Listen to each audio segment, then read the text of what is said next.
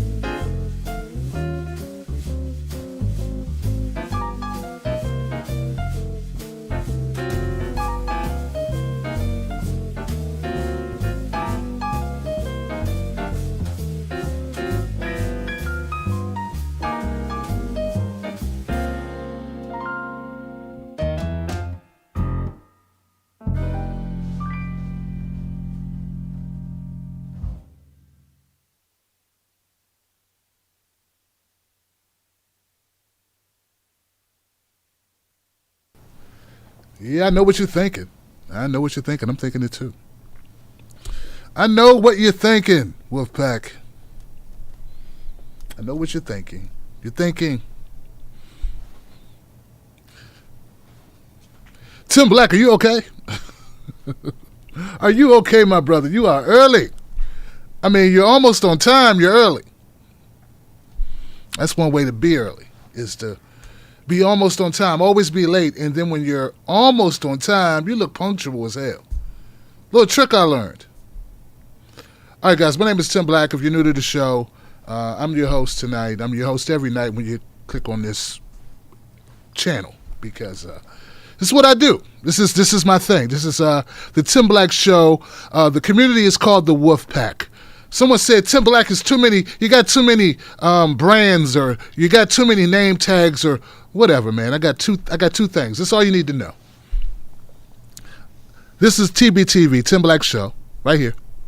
So you know that's a channel. But see, no one wants to join the channel, so we have a community called the Tim Black Wolf Pack. This the Wolf. Wolf Pack, okay? And then there's Johnsons. So that's 3 things. Everyone's a Johnson. When we start to see all of us as Johnsons as one thing, Johnsons, then we'll be at a better place. Doesn't see anything except that you're a Johnson. Get it, Johnson? Those 3 things, that's all you need to know. I know it's difficult to wrap your head around. But see, I have this idea that when you watch Rachel Maddow, you see MSNBC logo, and then you see Rachel Maddow. It's 2 things. You can't keep 2 things in your head at one time, or is it just you like to take dumps on independent media? Yeah, I get it, Johnson. You one of those types.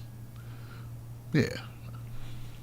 went around and give your unsolicited advice to people who don't need it, didn't ask for it, and damn sure have been doing pretty well without it. But, by gosh, you are, whoever you are, so you know best. Let me help this poor black guy out. Let me help him rebrand himself.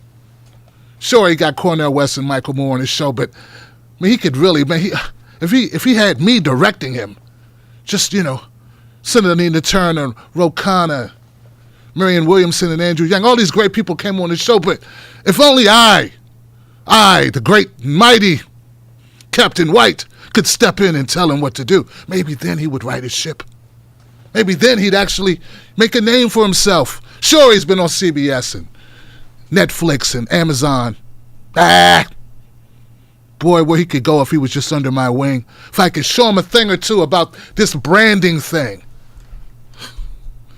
then he'd really be doing something. But you know how it is. You can't help the blacks. Nah, they don't want help from us. We only built civilization on their backs. What a track record we got.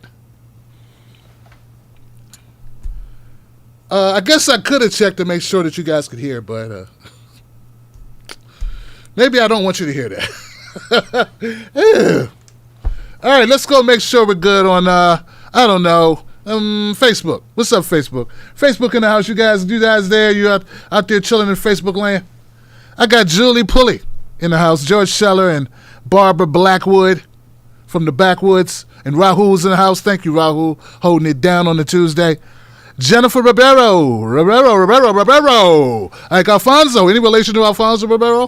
What's up, Brian Volk and Gary McCohen and Tammy in the house. My sister, my Portland Strong people over there. Kevin Vasquez, good to have you, my friend. Bibby Bowman. Thank you, Bibby. Amity, she's back. Amity's back to scare us. Love it, Amity. Thank you for being here, Amity. Much love to you, sis. What's up, Nathan? What's going on? Hey, Bruce, what you got on my 40, homie? Dolores, good to have you, Dolores. What's up, D? Welcome back, D, to the show. Yeah, guys, I'm hoping that you guys can hear the show. I think you can, okay? John's in the house. Nathan's in the house. We got a good crew over here on Facebook. David, thank you for being here, Mr. David Baker Jr., my brother in arms, doing what he does, loving it. Andrew, what's up, man? Kevin, what's up? Marcy, what's up? Javier. Hey, George and Javier. There you go. Javier. I work with a brother named Javier, man. Never forget him. He's a really kind soul, man. Javier, wherever you are, brother. We started from the bottom, and we kind of off the bottom a little bit, but, hey, that wouldn't be a hit song if it's started from the bottom, and now we're not all the way on the bottom. We're a little bit off the bottom. No one would dance for that. That would not go hot. That would not be a Drake song. Started from the bottom. Now we're not all the way on the bottom, but we're not in the middle. But yeah. Let's go see what we got on YouTube, people.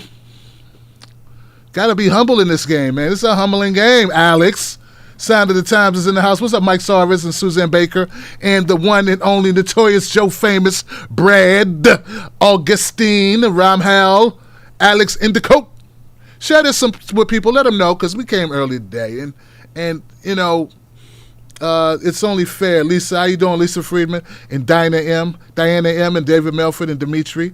And Weevil boy. Weevil boy. What's up, man? BG, what's up, man? Good to have you back. Mike Sarvis, welcome back to it. Thank you, Dimitri OJ. Baby, I'm always on time. Hey, that's what's up. Someone's kicked it off already. Who's this? Buck? Buck, you the man, Buck. What's up? Hey. And new member, Matthew Showers. Thank you for joining the Wolfpack. See, Matthew gets it. He gets it. TBTV, the Tim Black Wolfpack, he gets it. He can handle it, Smart man, he gets it. He's a Johnson. Why couldn't he get it? He's a Johnson. Loving it. I'm trying to give it a little bit more time, guys, before we go to phones. Because, routinely I do a monologue. And who we fooling? We know what we're going to talk about tonight. At least we know what the overwhelming message, what the overwhelming topic of tonight will end up being. due to circumstances, due to the situation, due to the community. So we kind of get that. We kind of get that. But I would like to try to give people an opportunity to get here because I will probably not be putting this out. Okay? Because this is not for, what I'm about to say is really not for out-of-family consumption. You know what I mean? It's not for the general public. It's for a family thing. It's for people who are members of the Tim Black Wolfpack and people who know the channel and understand the struggle and what it entails and what we've been through and where we're going. So let's give it a few more ticks. Hey, how you doing, guys? Let me put the phone number up on the screen now, though, so people know what it is. We're still in the process. We have the technicians coming through, and we're gonna switch over. We're gonna install a phone line, a hard landline service here within the studio itself to get off the cloud so that we can have more control.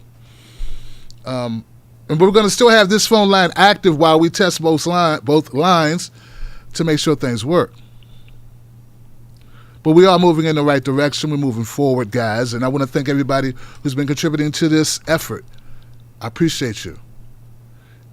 And that's really what I wanted to talk about. I wanted to talk about my appreciation for you guys because I think it doesn't get said enough. And in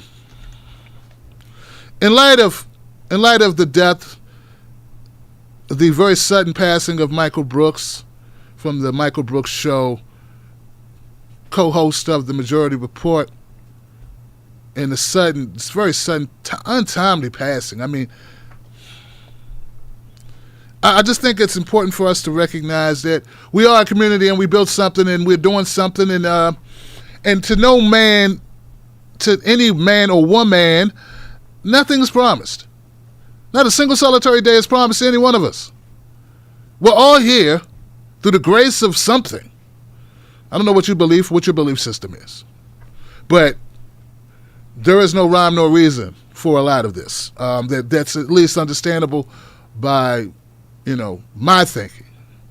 And I don't know, it just caused some reflection. It should cause some reflection about where we are. And, I did a thing, I did a tribute for, so this is not a tribute, but this is me recognizing. Because I did something I don't normally do, Johnson. I took the time to watch a few videos, too, in tribute to Michael Brooks, videos remembering Michael Brooks and tribute to Michael Brooks and what he meant to so many people. And admittedly, I watched videos from people who I would consider colleagues, people in independent media. I'm sure there were a lot of people who were speaking about their relationship with Michael Brooks who are not in this business, but who some may have different take. And I don't want to single any one person out. I'm just saying the prevailing narrative that I saw, that I heard, and I watched is these many people that you may watch or heard of, depending on how far down the rabbit hole you've gone on independent media. You may have watched these people. And as I listened to them retell stories of things they did with Michael Brooks, of events that they attended and performances that they held and plans that they had and where their careers have gone and who gave them a start and how they got a break and who assisted them and how he assisted them and how they were working together and how this solidarity of community and the solidarity of working together as colleagues and how he will be sorely missed and how they got to know him and how, they worked together on this and they worked together on that and they went and did this and they flew to this place and they drove to that place. And as I was listening to all of that, I realized it's a big club and we ain't in it, Johnson. Yeah, that's what I realized. I mean, I already knew Mike was brilliant, okay? So that we've already stated that yesterday. And I knew it before the tragic demise. So that's without question. That's not what this is about. We already know that. Anyone who listens, anyone with the ability to listen to a podcast or a video from the man, you already knew the man was highly intellectual, highly intelligent. This ain't about that. That's not what this is about. What this is about is all those people that I listen to talk about how much they all work together, know each other, been a part of, and I listen up. You're going to have to forgive me. Forgive me, y'all. I'm just a poor black young man from the streets of D.C. Didn't grow up, in these, I don't know what this is, And I'm just saying, it's like, wow. They all know each other. They are all, they got relationships. I mean, God, man, look, man, for real, the only, very few people, wow. I mean, it was just amazing. And like, I didn't know. I'm the type of person put my head down and just go to work. I didn't know Michael Brooks helped The Rising get on its feet, helped them format their show. And I didn't know this person, Ben Dixon, went on Michael Brooks' show when he only had 2,000 subscribers, and Mike put him on, and the Ring of Fire did this for these people, and these people work with TYT, and Emma's long relationship, and Anna's long relationship, and all these long-lasting, enduring relationships, everyone from John Iadarola to Crystal Ball to, of course, Kyle Kalinske. They went and did Yale. They spoke at Yale together. Went on a road trip. And I'm like, I just want to thank y'all. My people, my Tim Black Wolfpack, for you are really riding with a dark horse. You really are. I mean, you are a misfit, just like me. I don't fit. I'm misfit. I don't fit. How else would I not even know what I don't know? So I want to say this. Look, man. Hey, look, I begrudge no one their solidarity, their relationships, and their path or journey or whatever it is that they're on. I don't begrudge that at all, and nor do I hold any ill will. I'm even more impressed with what we've been able to do here. I'm more like, wow, ain't we something? Woo, ain't we something? We got Michael Moore with no connections. We got Cornell West on the show with no connections. Andrew Yang, no connections. Marianne Williamson, no connections. Like all the Senator Nita Turner, no connections. And these people have to know I'm an outsider. I'm not in the in-group. I wasn't part of the machine. No one took me anywhere. Politicon let me come on, and I fought for that. We worked on that for months. With cold calls, we knew no one. No one gave us a good word. Nothing. And I'm like, wow, look what we've been able to do. We keep building and fighting and scratching for everything. And I just want you to know, I love the hell out of you guys for even allowing me, little TBTV, Tim Black TV. I'm Tim Black. Ain't nobody else connected to that. Didn't share with this person or come up with that person or get an introduction with that person or get help with that person or set design. They talked together. David Packman and Jordan Port and all of them, they talked with each other. Hey, how'd you get your set? Well, this is what I did. Well, let me give you some suggestions. Like, this is a whole world of things going on I have no idea about. And some of you are probably all aware of this stuff. I'm not aware of it at all, Johnson. But I took time today and listened because I wanted to know more about Michael's background. I wanted to know what did people say. And, I felt I did a decent job of conveying my thoughts on not just Michael Brooks, but the overarching issues. And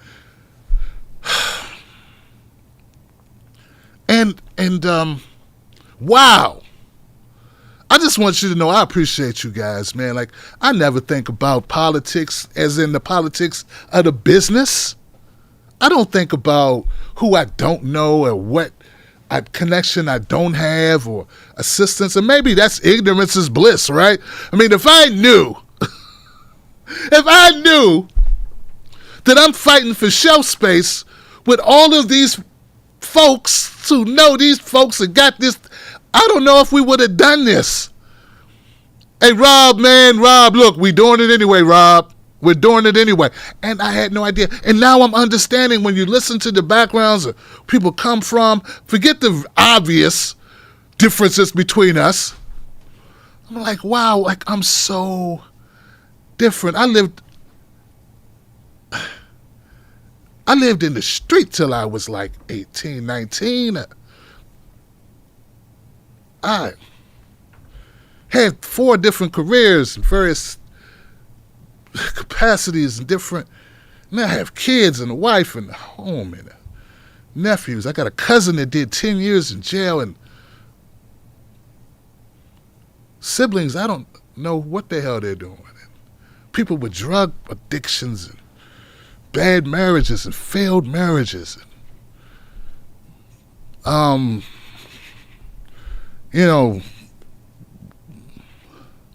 there's something in this, obviously, that's worthwhile to people, and that you keep coming back. Now, either you're crazy or I'm crazy. Maybe we're both crazy. Johnson, maybe we both crazy as hell. Like one of my friends, like one of my oldest friends, like really he's my brother's friend, but his name is Sheikh. He might even be watching. Sheikh said when he first found out about the show, because I don't talk to Sheikh. I don't really talk to Sheikh. He's my younger brother's friend. But I known him 20 years. And the first thing he said when he saw my show, he called my mom. He said, I saw Tim on the internet. He be talking to white people about politics. He talked to white people. That's what he said. He's just so it's like an out of brain experience, and he's a teacher. He don't catch fish for a living, and I know some fishermen. He don't shoot guns for a living or train people how to shoot guns, and I know I got a very good friend that does that. But no, he's actually a teacher. So I'm not dissing. I'm just saying this is what I'm doing is so strange to these people. Everybody I know be like, what the hell?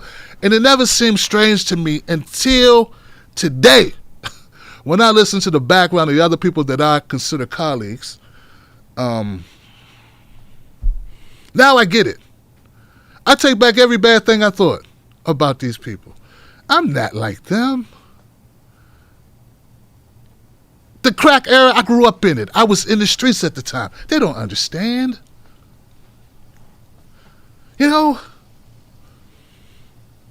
I was a single, I was, before we got married, me and my wife, we had a child. We were in our early 20s. Man, just me and her, no help, nothing, just trying to make it happen. Woo! I mean, I don't want to give you too much information, but I'm just saying, these is totally different. Totally different. I listened to one person talk about their dad died when they was 23, and that's a sad story. My dad died when I was about 23, and I never met him except one time. And I'm broke up about this guy's story. My stepdad's still with me. I'm blessed to have that. And let's just listen to these stories over and over. These learned people, these successful people with connections in literary circles in Hollywood and movies and these people know people. I know you, Johnson.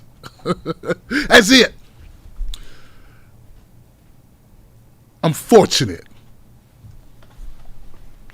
I'm very fortunate.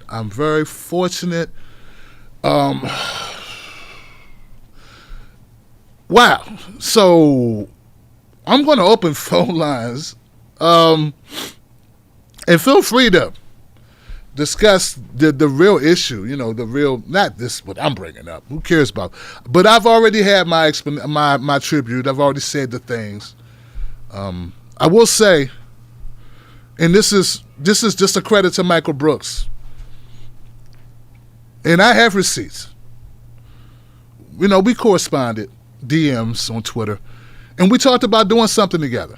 But based on the people, based on where I was in my mind at the time, and I saw some of his associations, and I didn't know to the extent I know now, I've been shafted a couple people who have come on my platform who said, well, I'm gonna come, you could come on my, then they freeze me out. They did that a couple times. I was like, you know what, I'm tired of people doing that. I'm tired of people saying they're gonna do something and not do it.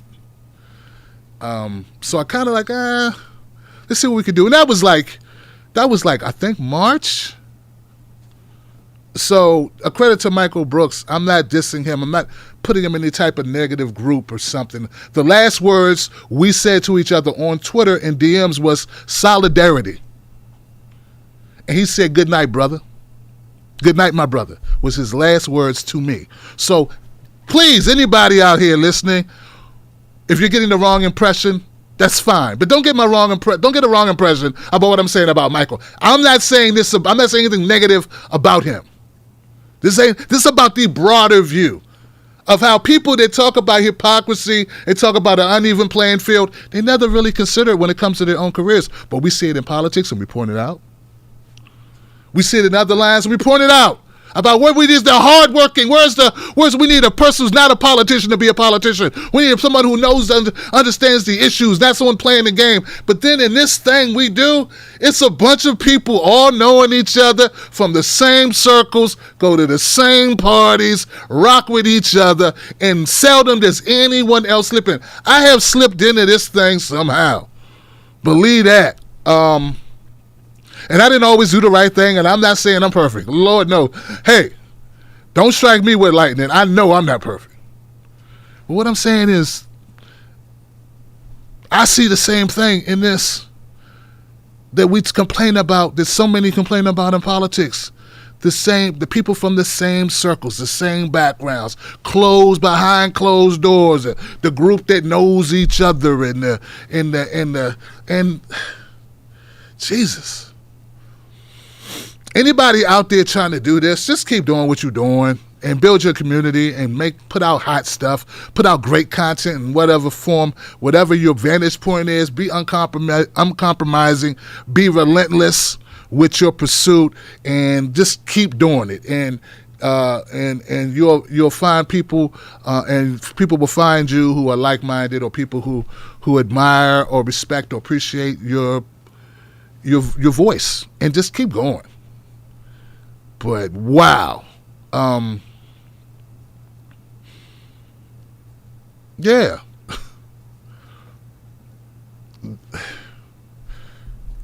we all, it's just what it is. And like, this is like none of my stuff scripted, and this is just what I was thinking. And I said, I know I might lose a couple people that might not get where I'm coming from, but it is what it is. And like I said, I just want you to know I appreciate you. That's why it's called Appreciation Viewer Day, because I appreciate the hell out of you for viewing this show, for rolling with Tim Black. Obviously, there's something, and I appreciate it. We appreciate it. And hope you continue to do so. And hope we continue to grow.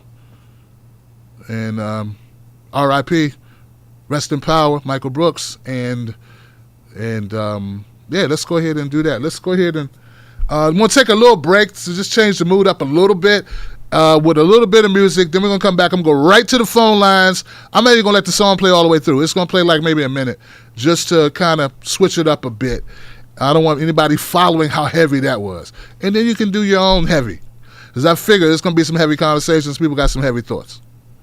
All right. We're back in like a minute. Hang in there, Johnson.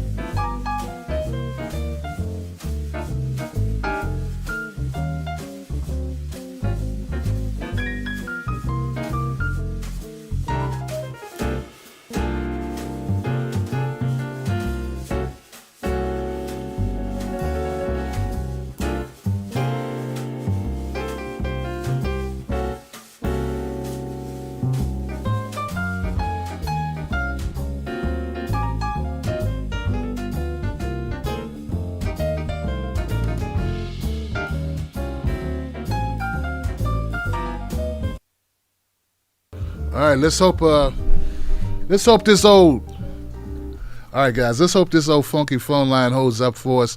Phone number 319-527-6212 for the time being.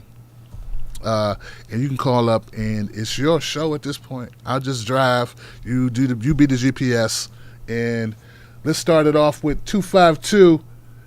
Now, 252, let me adjust some things here. Let me hope that you can hear as I get everything adjusted, turning up your volume and stuff. Hold tight.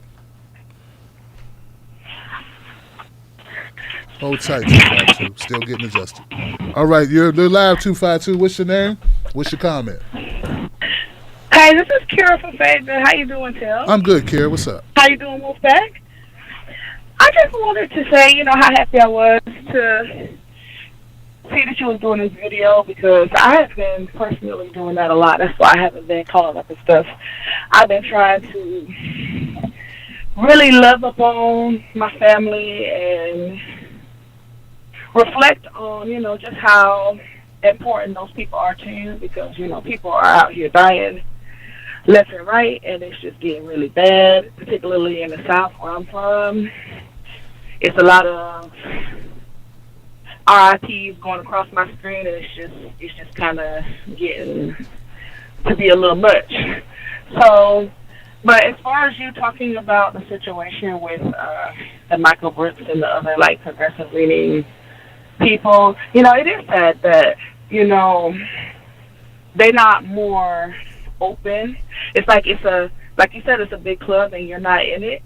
I was so surprised that when I did find your channel, that more people hadn't collaborated with you, and more people hadn't, like how you see them kind of weaved into each other's shows a lot. So I kind of figured when I found you and I was talking, on your show, and I looked at, some of your previous content, I could see that they were kind of skirting around you. And I had, me being the rebel that I am, the misfit, so to speak, I'm like, well, why are they doing that? Like, why are they doing that? Why are they truly kind of taking a step back from this person? Either this person is too real for them, or this person, just ain't.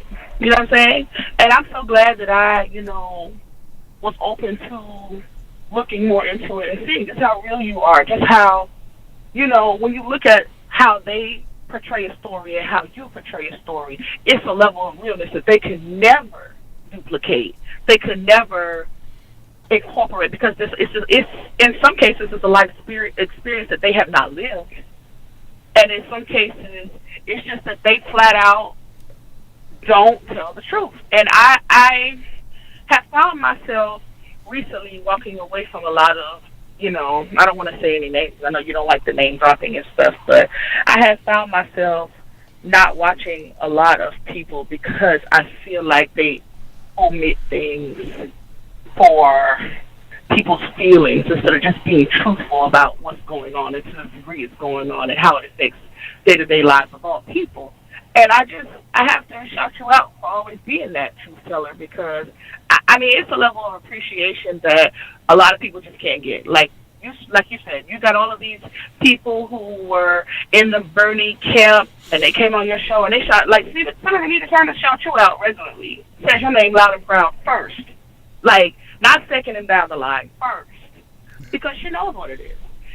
You are an invaluable voice to the progressive movement, and I hope, like hell, that you continue to do what you do. So shout out to you, and shout out to the Wolfpack for helping you get the phone lines and stuff moving forward. And I look forward to, the big things that's going to come to you, because I just feel like it's just going to happen for you. And I don't care how, a lot of other people feel. I just feel like when you live in your truth, always, and that's always first, regardless as to who it upsets, you're just going to always be a blessed individual. So that's, all I wanted to say. Shout out to y'all. Shout out to you. And you have a good rest of your night. You too, Kara. Thank you for calling up, sister. And please be safe out there. I know what you're saying with the COVID-19, man. It's getting. Sometimes, sister, I gotta hold back because, and I know it's not good to do, but how I feel, viscerally, like in my bones, when people are denying the seriousness of COVID-19. it really rocks me, man. I mean, I knowing people who have passed away from this deadly disease, virus, and then these people that talk like it's an academic exercise, like they talk like this is like a theory. You know what I'm saying? It really infuriates the hell out of me. And but I want to thank you for that. You know, I want to thank you for it. And you know what? To your point, some things, some differences are just due to life experiences, right? And you can't hold that against someone, right? I'll never know what it's like to be a woman, right? I never know what it's like to grow up.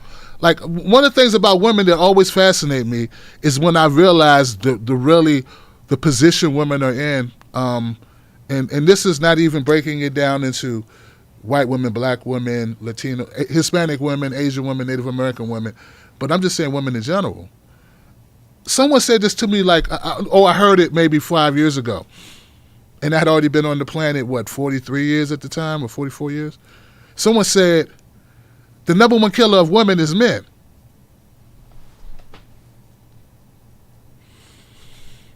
And I'm like, wow, you know, I never... The other day, my wife had to run out and get some medicine for our granddaughter, and it was late. And it was after the show. And she's like, I'm about to go out. I'm letting you know I'm about to go out because she's not feeling well. Her stomach's upset, and we don't have anything.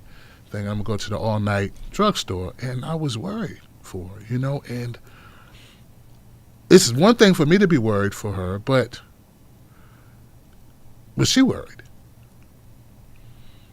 And I remember times she used to catch the bus and carry a knife in her purse or something, you know. So, like, being in someone else's, like, theoretically in someone's shoes, but being literally in someone's shoes and really knowing what they're going through, whenever a woman's on a date and that little thing in the back, must be something in the back of the head like, this guy could kill me right now. And would nobody know where I'm at? Like, guys don't feel that way when we go out on dates, not typically. So, like, just going through normal life, the different experiences that we have. So anyway, I don't want to go too far on that. Thank you, Kara, so much for your comment. I understand exactly where you're coming from. Thank you for riding with me. I appreciate you as much as you appreciate me, maybe even more, because you add something so different to the show with your experiences, sister. Your experiences. And already we're having problems with this phone line, and I hate it. It's so frustrating, guys. Yeah, it's so frustrating. It really is. But I don't know. It is what it is. If the phone lines will not stay active, I'm just going to have to end the show because I cannot carry the show tonight. I just don't have that strength to do it. So, please come back. Start your show now. Press 1 to hear. Since it appears you're calling back in...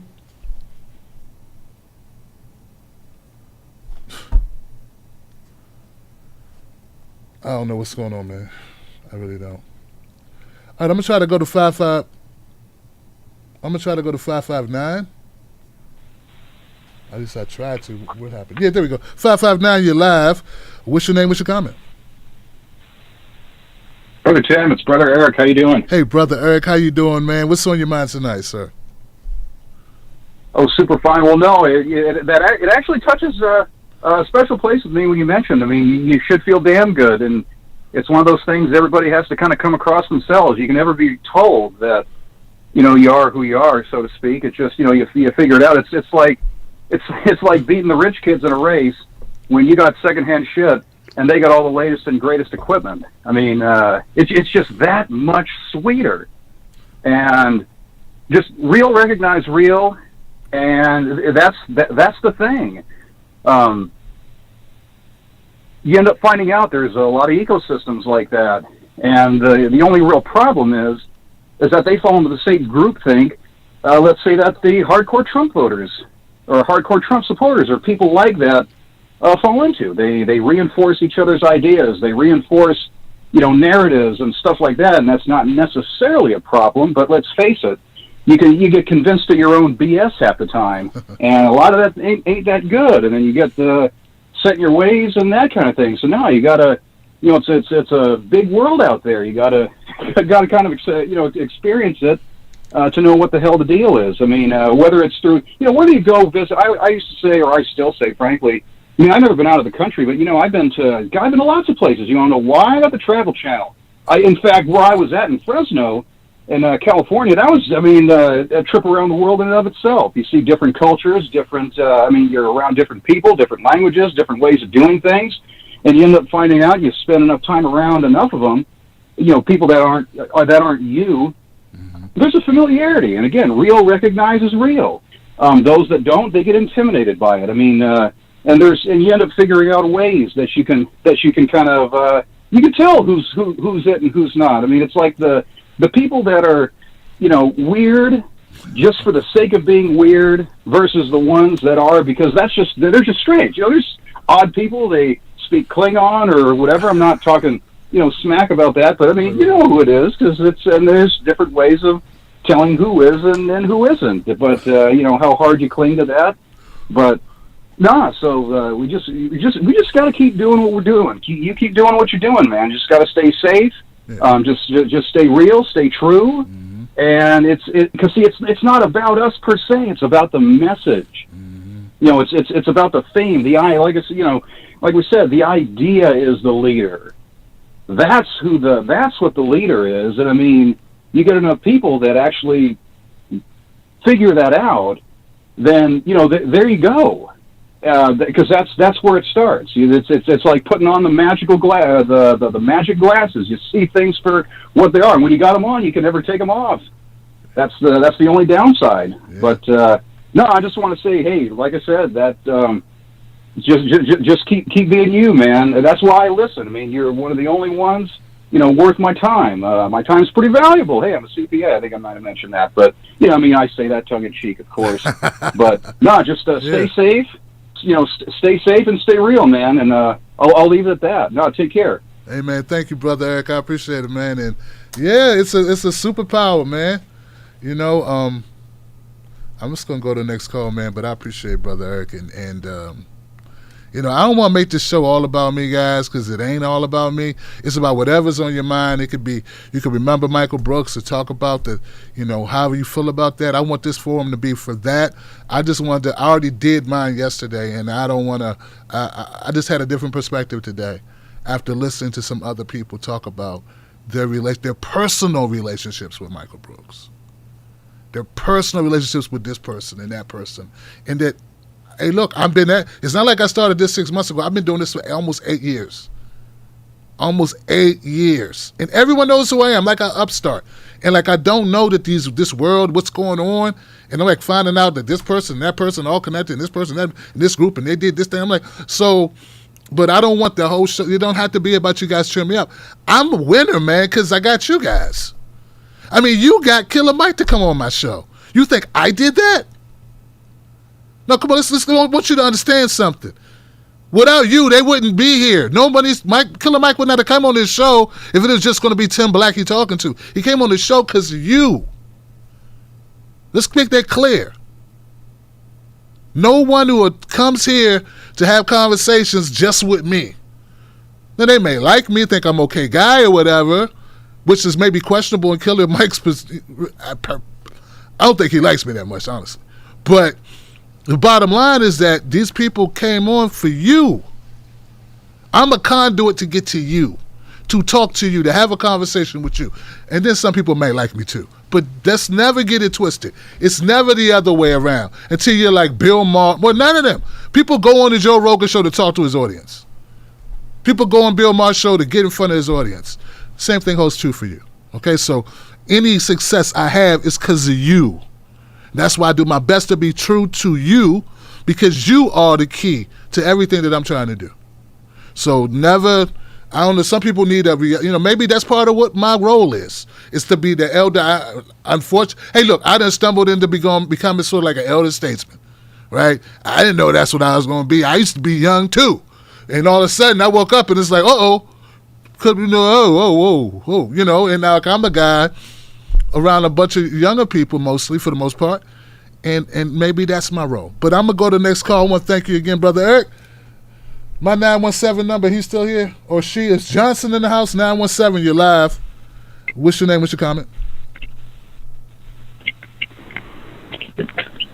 Tim? Hey, how you doing? Hi, Tim. It's Darlene from New York. Darlene, what's And on your mind?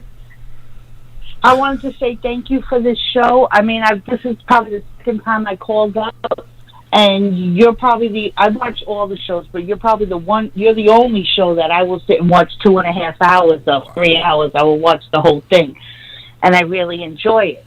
And I want to say R.I.P. to Michael Brooks. I watched the clips of everybody's show. Yeah. But today I actually watched the whole thing to see Sam and everybody's reaction, and I had to cry. I don't know the man, but all you guys on TV affect us, and I know a lot of times, you know, everybody has their separate shows, but from a viewer's point of view, watching all you guys, you all mean a lot to us, and it's just, I would love to see. I called you probably like 2 months ago. I'm the one who told you about doing a progressive con.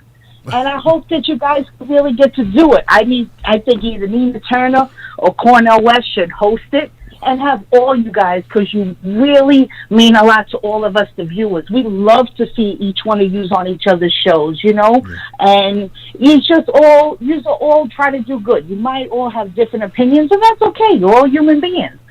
But you give the news in a way that you're not going to see it on TV. And I just realized it today when I heard all the callers calling in and all these people really upset. And it was just like, I realized I'm not the only person who watches these shows and realize how much you mean to us. So I just wanted to say that and thank you and thank the Wolfpack. It's always a great show. And yeah, even if I don't watch it at nighttime when it's live, I make sure I watch it on YouTube the next day or on Facebook so that I could get it. So I just want to say thank you for the show. It means a lot to me. Thanks. Well, thank you, Darlene, for your words. I appreciate you. And you're right. I get it. I totally get it that people, how people feel, and I listen to some of those calls too. And Sam did a hell of a job holding it together during that tribute, and all the callers who called up and left there, who spoke about Mr. Brooks. And that's tough. That's tough. That's got to be tough, man. Sam knew him very well. So, I mean, yeah. So thank you, Darlene, and your words mean something. It's special. It's important. Thank you so much. 614. 614, you're live. Hey. Hello, Tim Black. Hi. Alvin here. My brother Alvin. What's up, man? What's on you? You heard the news about Michael Brooks? Yeah. 2020 has been a hell of a year. Yeah, I heard the news. It was like,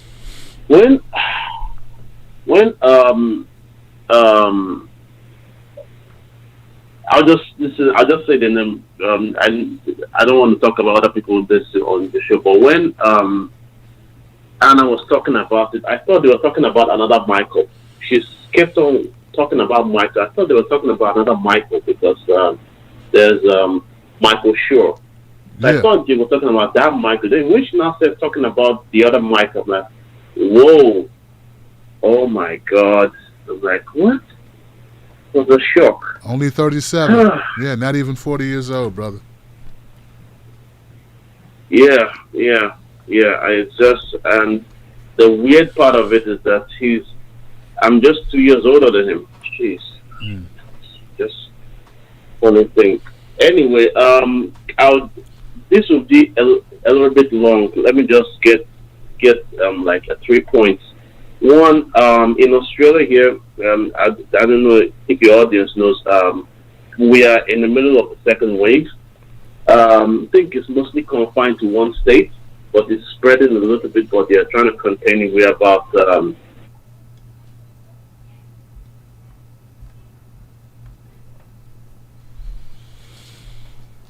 shut down that state. The rest states are still watching that state and everything. All in all, the government seems to be doing a good job in containing it and everything. Although there's still some people that feel that it's a hoax and all that, but what are you gonna do? Right. That's the world we live in. Right. Then, as for let me come to Michael Brooks.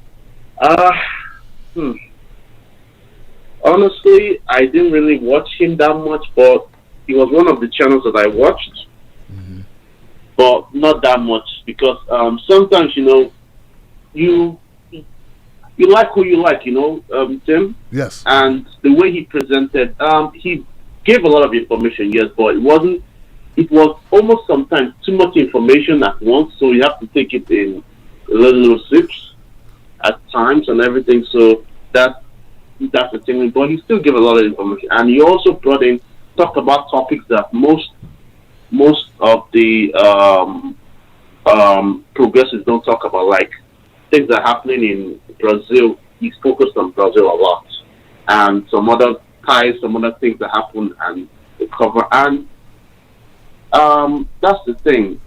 It's he tried to tie every problem that's happening in America globally, which was quite refreshing because I don't stay in America, so it's difficult and focusing a lot of things that happen in America, but there's still also happening in the world. So someone like making sense of things. Then the third thing, this progressive news, because all of us, team, we all grew up watching TV, as in CNN, ABC, and all that crap. But something happened at about, I don't know if you remember the story, Tim. There was a girl, I think it was Kenny, Texas, yes. McKinney, Texas, exactly. Yeah. A story a long time ago. Little shot at a pool party, right? Yeah, exactly. Yes, that pool party. I was like, that blew my mind. As in the coverage, that was like, wow, what is going on? The whole coverage was out of this world. As in everything was upside down. Like nothing was just weird. And somehow, through searching through the internet, I found TYT. From there, started finding other channels, and somehow from our friend Roly Poly, I found you as in Dixon as well. So it has been a crazy journey. It has been a crazy journey. But I think the takeaway for me is that, and which I've always been trying to do, and that's why I found Roly Poly. How do I support black businesses? Okay, that's my thing. How do I support black businesses? So I'm looking for black creators, and even somehow I found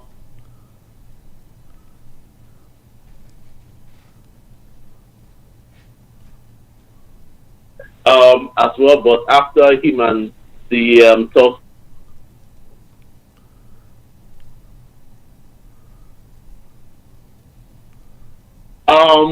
But with all this thing with Michael Brooks passing, it really comes down to one thing: we need to support the businesses that we like, because as it's very clear to everyone, the news business isn't doing well.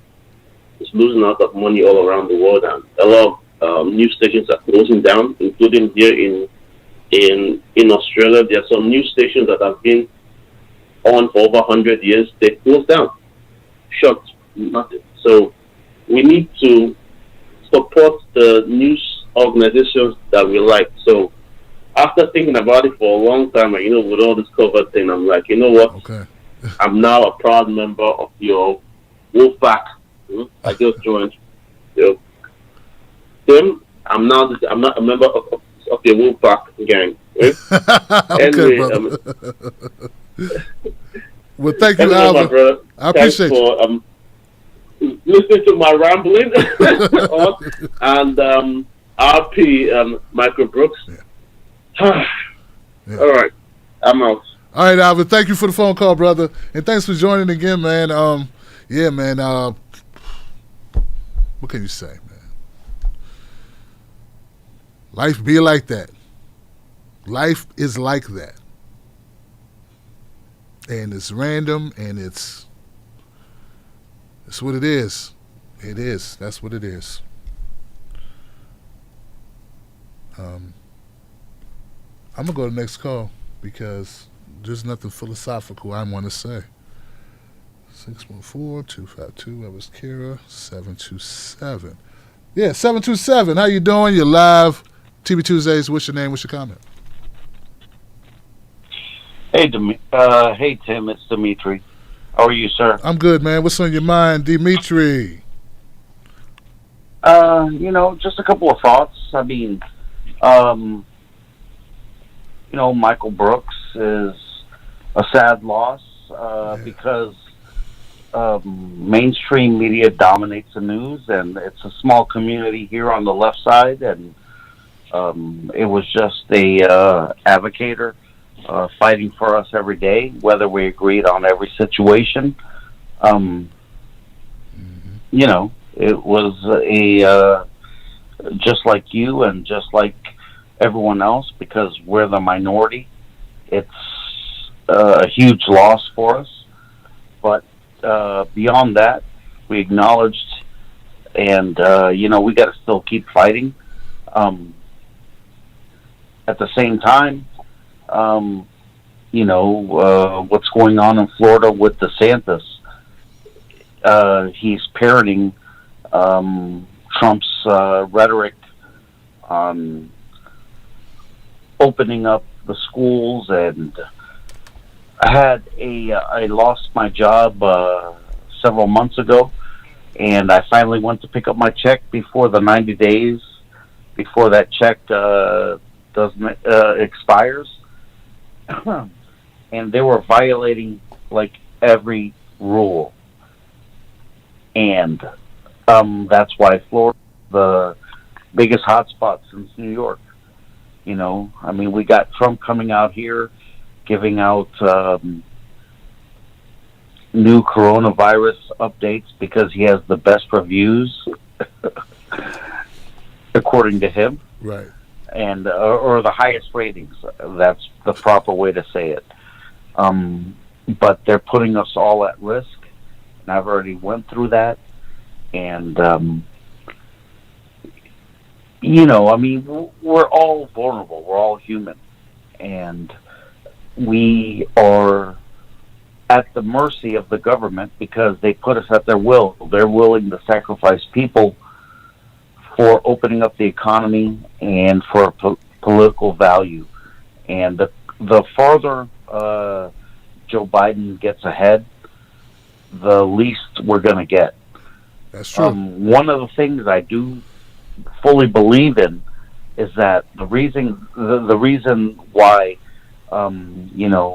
there's like 30% of the country who's going to be evicted in a few days is because they do not want us to have a mailing address, to have a mail-in ballot.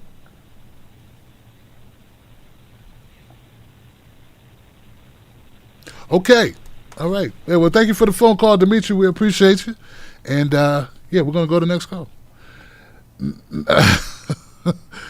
917. You're live on TV Tuesdays. What's your name? What's your comment? Hey, Tim. It's Kennedy from Brooklyn. How's it going? Kennedy, my brother. How you doing, Johnson? What's up? It's great to hear you. So it's Viewer Appreciation Day, and I've been a long-time viewer and a long-time caller. Yes, sir. I've been following you since I guess 2015. I remember. Not to go there, but back when you had the laugh track and you had we've evolved. We've evolved. It's been a long time, and you've evolved quite well. I love that laugh track. Sometimes, hey Kennedy, sometimes I miss my laugh track, man. Don't talk, man. I like my laugh track was fun. No, man. no, just on the laugh track. In the hand clap I need track. one of those in my life. Well, I just want to tell you, it's been a fun journey. I mean, we've had some ups and downs and left and right. I mean, we've seen some crazy stuff happen. I mean, even today, it's unfortunate about Michael Brooks. It's heartbreaking to see such a talented individual with so much promise.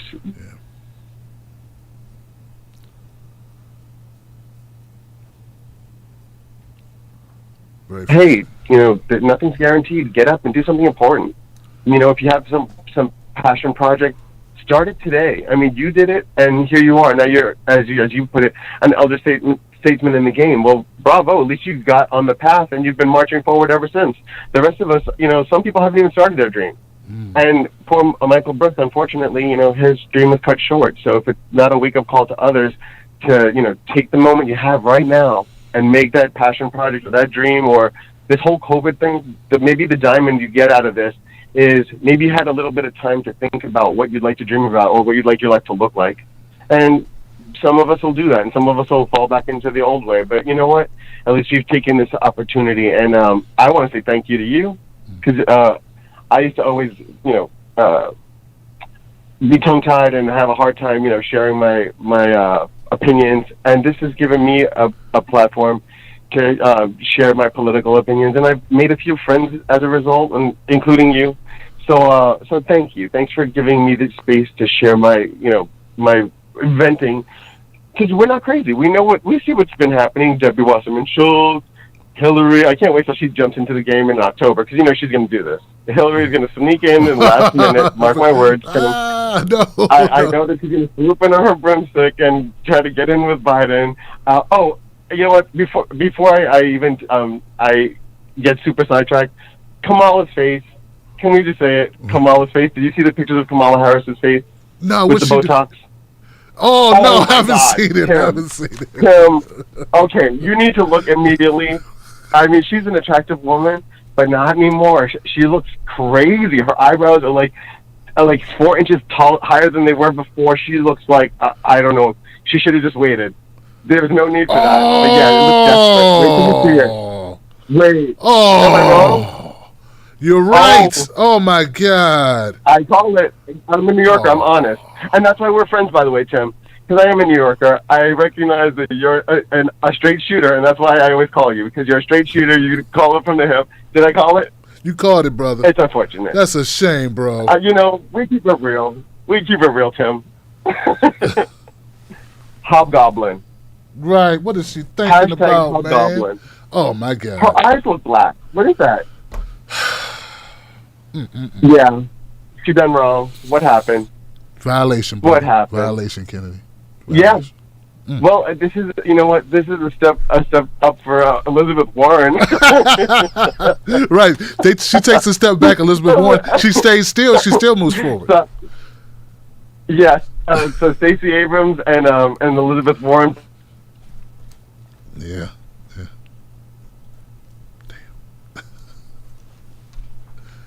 She looks like the Joker. Yeah. Wait till they get a load of me. Well, anyway, Tim, thank you so much for always keeping things fun, and also, from the serious to the somber to the, to the humor. We cover all of it here, and thanks for giving us the space. Thanks, bravo, by the way. You've really come a long way. I'm really impressed. I'm really proud of you from one person to another. Thanks, brother. I love your work. I see how much you've grown. You dress like a laser beam. You cut me. So yeah, keep shining, Tim. You're doing well, and just keep on your path. Thank you, Kennedy, my brother, man. I didn't know 5 years. Hey, Kennedy, man, I got to send you a T-shirt, brother. Email me, man, so I can send you a Wolfpack shirt, man. 5 years is a long time, brother, to be supporting the show, man. Thank you so much, Kennedy. Oh, man, I'd like to know what Cory Booker thinks of Kamala Harris's facelift. Hi, I'm Cory Booker. Tim Black, you asked me a tough question. You asked me about Kamala Harris. And since I was the mayor of Newark, and I am a sitting senator from New Jersey, and I know Kamala so well, I would just like to say she effed up. Yeah, she effed up. I don't know what she was thinking. We need more love, but we need less Botox. Oh, gosh. My girlfriend, Rosario Dawson, could have gave her some tips. Rosario's naturally high cheekboned, and I am naturally chicken cheekboned. So therefore, we have a great getting together. We understand each other. When I'm living in Newark, in a shanty town of Newark, New Jersey, where I'm scared to go outside my own home, I used to have stop and frisk. Kamala has stop and press. She has her skin pressed. She has been mugged. The plastic surgeon mugged Kamala Harris. That's what happened. They mugged her, and we need more love, and we need peace, and we need a peace treaty on her forehead. And I'm not shaming her. I am standing up for her ability to deface herself if she wants to. And no man, dirty men, should not insult her. That's something that's so Trumponian to make jokes. So now, give to Cory Booker, 2020.com. The election's over, but I still need money. Yeah, see, Kennedy did it because Kennedy brought it up. Hey, we have fun here sometimes. Kamala Harris is one of the most powerful women in the country. I don't want to hear, you're making fun. She's powerful. All right, so I don't want to hear it. And with those eyebrows raised 3 inches higher than they were, don't give me no. Let me come do my show with my eyebrows up here and a full head of hair all of a sudden. What would you say?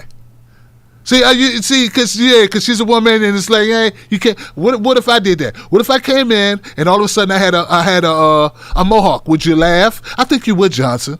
Okay, well, why can't I laugh at that? Okay, you don't think I'm under pressure to get a hair transplant? You don't think I don't have issues? I used to have wave caps. I used to have waves. I had a high top fade at one time. I had a high top. Had a lot of hair. I had an afro at one time in my life. I had hair. Okay, so like I don't want to hear y'all talking about Tim Black. What you doing? Disrespecting Kamala Harris. Look. Hey, stay. If you bald, I don't want to hear about pressure to stay young looking or to stay. You're talking to a bald black guy with a big nose. Don't give me that. All right. I'm dark-skinned black man with no hair. All right, I can talk about anybody. Nobody's off limits. Everyone that's above me in the hierarchy of cutting on looks. Okay, so no. I'm disenfranchised because I'm no hairline. You talk about LeBron James got his hairline back here. I have no hairline. Okay, so there's nothing. Because you can't come for me. You can't shame me. You can't cancel me for talking about somebody getting plastic surgery. If I get plastic surgery, I have a nose job. Right? All right. And now I'm going to 8-3. Oh, I'm sorry. I just went to 832. Did I go to 832? 832, you're next. 832, you're live. No, you did not. How you doing? Oh, what's going on, Tim Black? My name's Greg, man. How you doing, bro? What's up, Greg? What's happening, brother? Oh, man, I'm doing wonderful representing LA, man. How you doing? I'm good, man. I'm pretty good, man. What's on your mind tonight, bro? What's up with Michael Brooks? Did you hear about his sudden passing, brother? Yeah, man, it's crazy because I was born in '83, April 13th, so I'm also 37, and whenever people lose their lives like that are my age, I really feel it because it's like so many opportunities that I have that I wouldn't have had if, you know what I mean, I would have, lost my life at an earlier age. I got 4 daughters, and I couldn't imagine what life would be like if I wasn't here with them. So, he's gone, but he left his imprint on the world, and it really makes me reflective on myself, like how much of an influence I could have on the world and the changes that need to be made. Like maybe I need to step up a little bit more because if I was Michael Brooks, I would have lost my opportunity to do so. Wow, brother. Wow. Well, that's well said, man. I don't know, man. What do you got plans on doing, man? You gonna go out here and make some noise? What's up? Well, I want to start a franchise in Houston, a fast food franchise, but a lot of there's a lot that goes into establishing a business, being black owned and not having the capital to start it. So you got to really be, from the bottom, from the dirt in order to be successful. I mean, I look at you, for example. I mean, I just stumbled on you. I was looking for someone whose opinion that I could believe in and I could trust. I stumbled on you, and Jay-Z had got the deal with the NFL, and you're the only one really telling the truth. So, I feel like I just got to live my truth and, follow the path that God sets on me, and not decide that someone else has a better idea of what I should be doing or how I should do it. That's what's up, man. Well, I appreciate that, man. The props on that, man. I'm not trying to get a job with Jay-Z, so that's probably why. Look, man, he's so powerful, people are afraid of him. You know what I mean? He like Debo. You know what I'm saying? But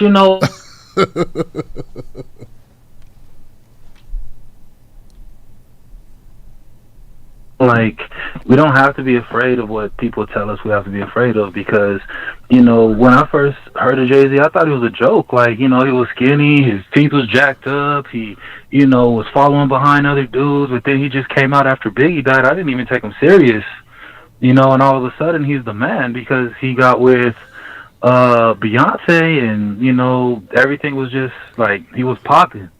Yeah. So, but for him to transition to be the man the way he is kind of like, it's amazing. And it's part of the American dream. But what they don't tell you is, the things that he had to do behind the scenes that it takes to become successful and powerful and get your music played on the airways and your videos and your artists on. People don't understand, like, there's a lot of things that go into that. And, some people have to make a huge decision in their life if they want to take that chance, that they could look in the mirror and recognize who's even looking back at them anymore.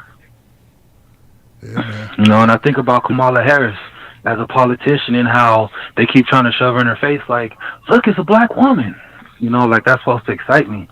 I'm more worried you put a black woman in power like that, man. Man, I'm like, give me Hillary Clinton instead of putting a black woman in there, what I'm saying, as VP under Joe Biden, especially a prosecutor. What?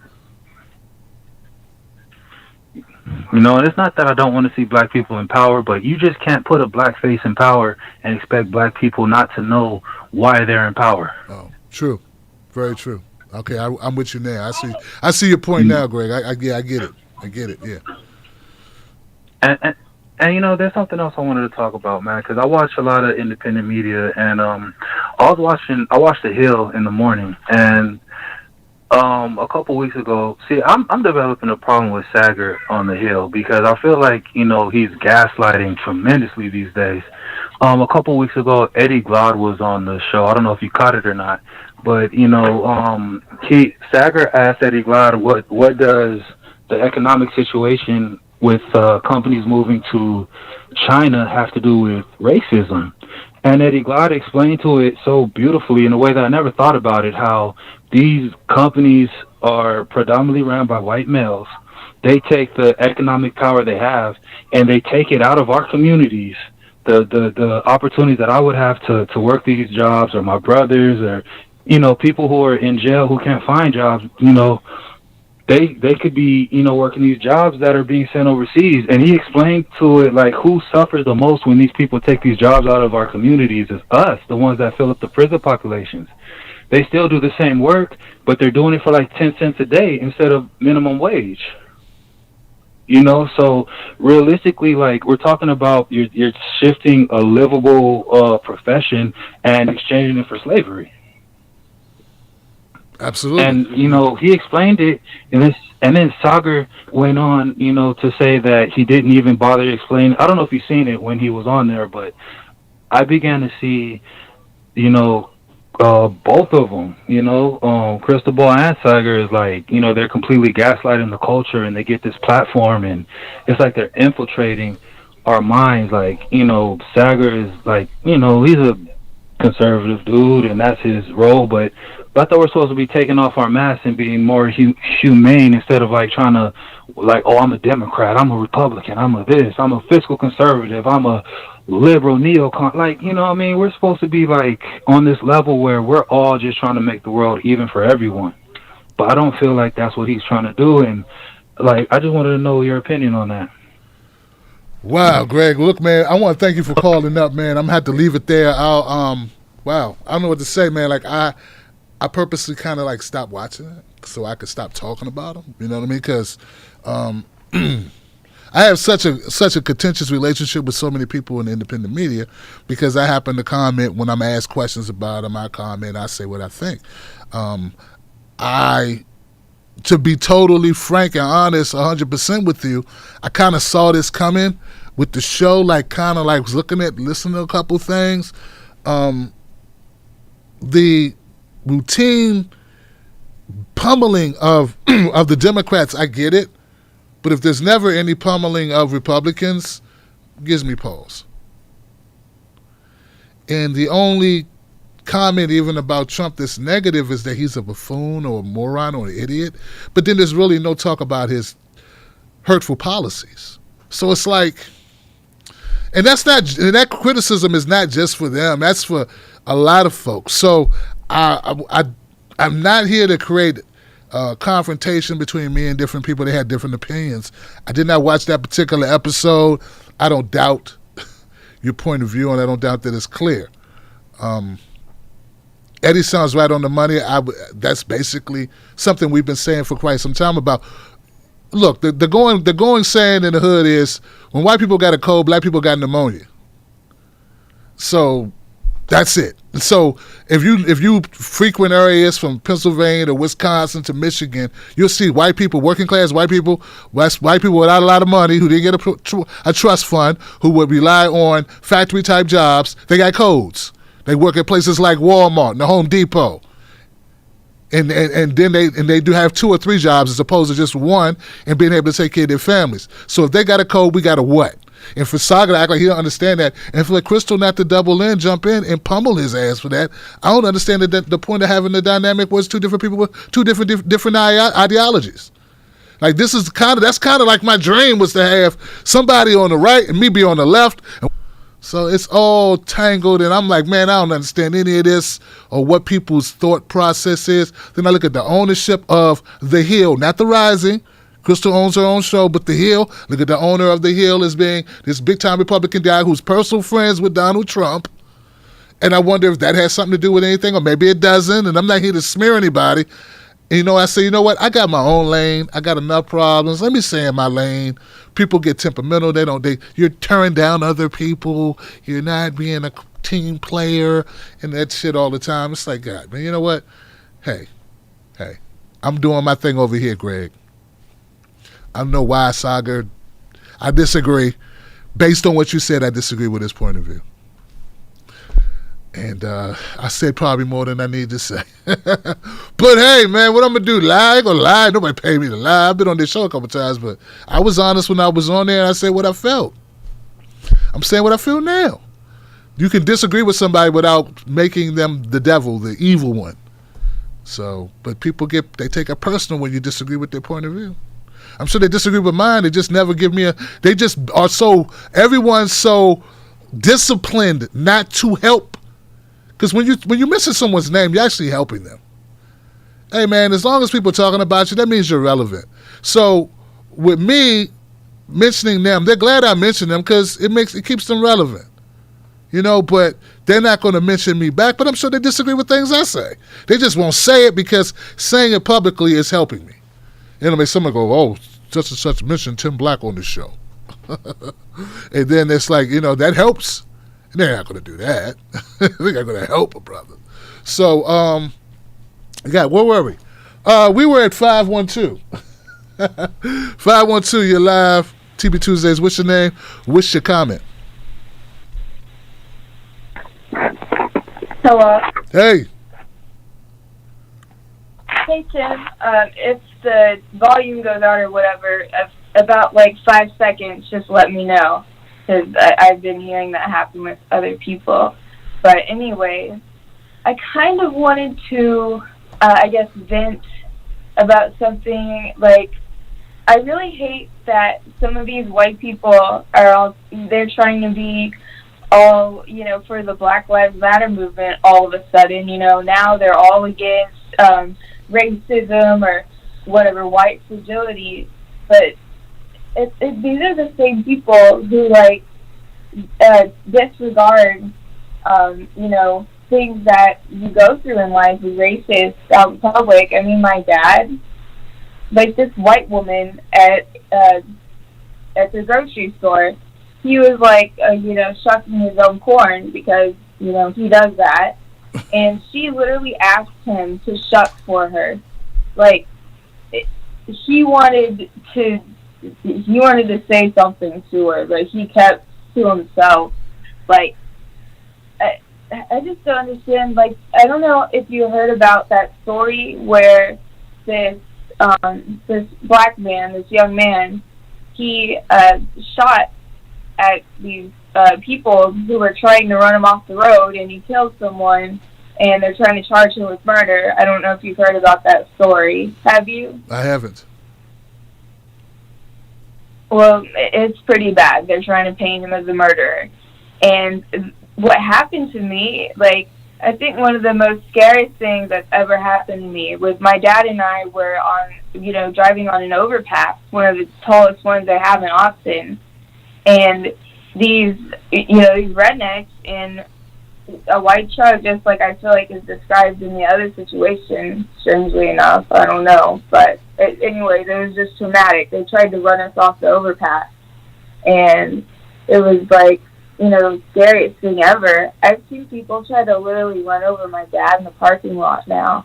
I've had to, like, grab him by his shirt to pull him away so he didn't get run over. Like, I really feel like, people really dumb down what's happening. And I think one of the most insulting things that happened from a friend was my friend's boyfriend tried to doubt that my dad and his brother have enough money to where, my uncle, his son, he owns like this whole dispensary in California, and he grows his own shit, and he was literally telling me, like, he was begging, he said, no, that's not possible, no, like, over and over again. He kept trying to cut me down and say no, and I asked my dad today if he was a sharecropper back in the day, because he don't like talking about his past. And he actually got angry with me because he said he was. And it's just, I feel like it's so hard for people to understand how traumatic it is to, go through.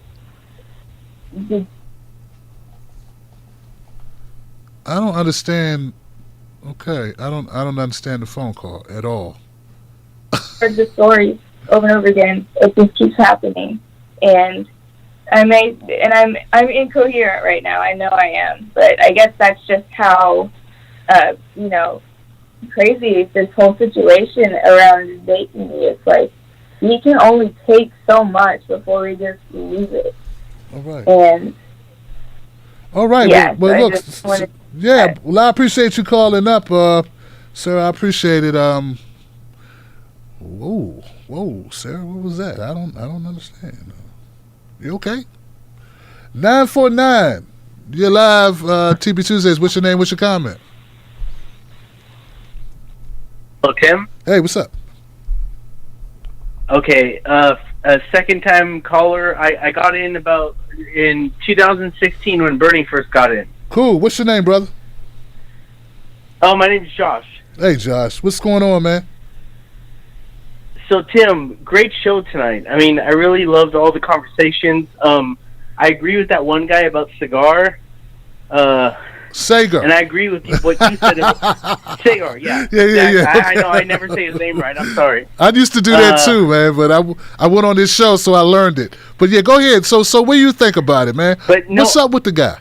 I mean, I was just gonna say, I mean, quickly, because I have a main topic, but I agree with the guy, and I agree with what you said about how Crystal should be calling him out on things. I mean, if that's the whole point of a left and right show, then the other side has to come out and call them on it, or else it's, I don't know what it is, Right. Yeah, that's why. That's Josh. I appreciate that. That's sort of like why. I don't know if you remember when HA used to be on the show with me doing No Sellouts once a week. Oh my God, Tim. Yeah, let me tell you though. Part of the reason part of the reason why HA didn't want to do the show anymore is because he wanted to support Trump, and he knew we would be arguing every show. And he didn't want to do that because he didn't feel, he didn't want to have to do that. He didn't want to have to defend Trump every week. People think I ran HA off. I didn't. I wanted that type of show. God, this is huge. Yeah, that's what I wanted, but he didn't want that because he said, man, it would be too hard. Every week we would be arguing over everything. So, and we were friends, so we didn't want that. Oh my God, Tim, you just blew my mind because I've honestly thought about you and HA because I used to be an HA fan, okay?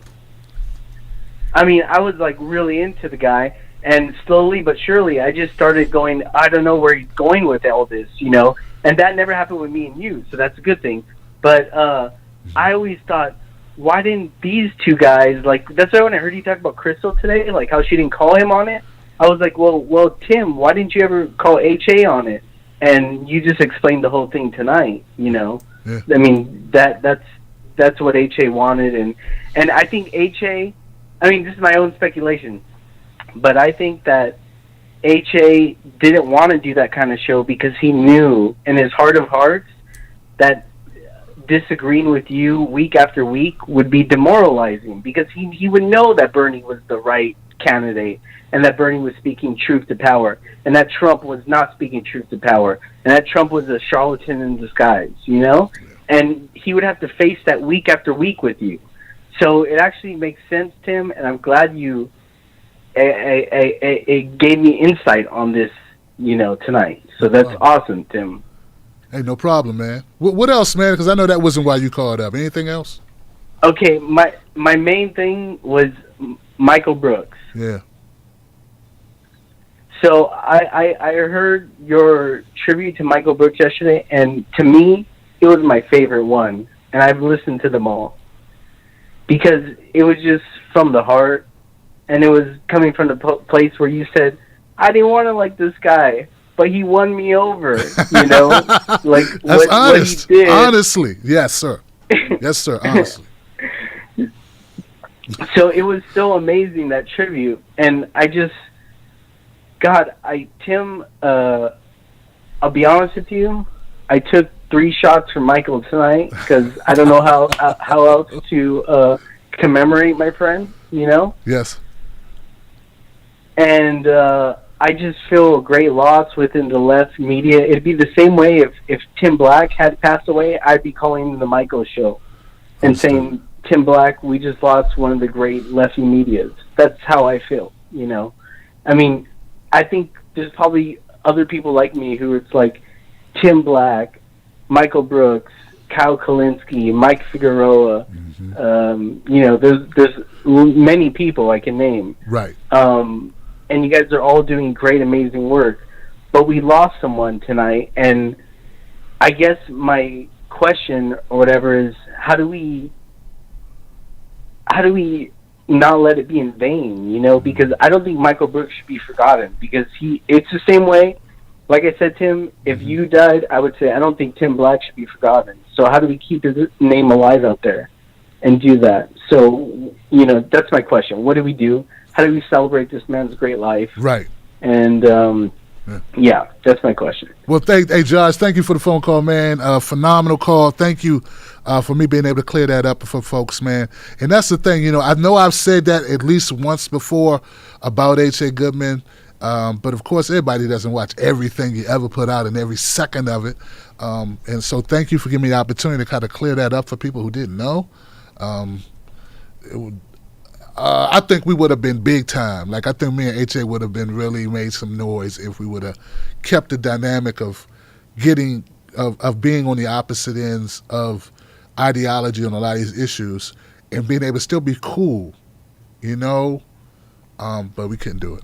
Now to your bigger, more important question about Michael Brooks. Luckily for us, there is a way. Luckily for us, there's a way to keep Michael Brooks' name and legacy alive. There is a way to do it. And it's through his parents, his family. They've already thought of this. What they're going to do is they're going to start a foundation for Michael in the name of Michael Brooks. So anyone out there who's considering what to do and want to do something He like literally do something. Not, oh, it's everyone just try to tell a friend and everyone try to be more nice. And let's just do that too. But let's go to the other step. Sam Cedar said there's a book. There's a book out there. I haven't got it. Maybe I'll get it this weekend. That Michael Brooks wrote that he was very proud of. There's a book. You can do that. We could have that. We could have that hit number one. The other thing is we could, when that foundation is released, we can find out more about it and how we can support it. And I think they're going to probably give out the Michael Brooks yearly Michael Brooks Award or something. And there are things that so be in touch with Sam Cedar, the Majority Report. Whatever issues I had with him, all that aside, this is way bigger than some 4-year-old conversation. So that's what you do, Josh. And yeah, that's a way. The Michael Brooks Foundation, and buy his damn book and get the book. Tough, man. Thank you for the kind words too, Josh. 662, you're live. TB Tuesdays, what's your name? What's your comment? Hey, how you doing? Hey, how you doing? Who's this? This is Aaron from Tupelo. I couldn't hear you, my friend. Can you hear me? You're going in and out. What you say? Couldn't hear you. Yeah, this is Aaron from Tupelo again. Okay.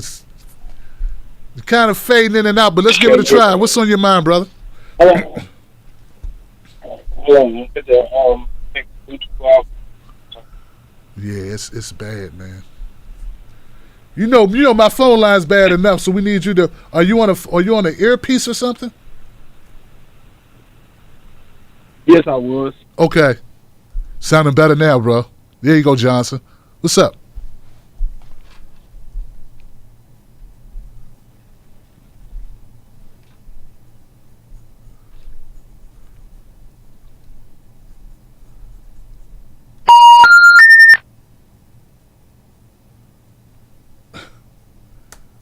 What's going on, man? What's going on, man?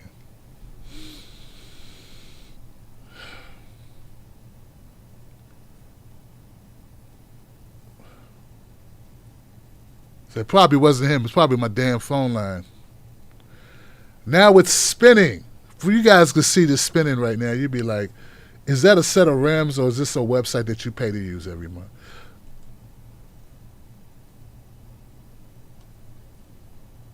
$662.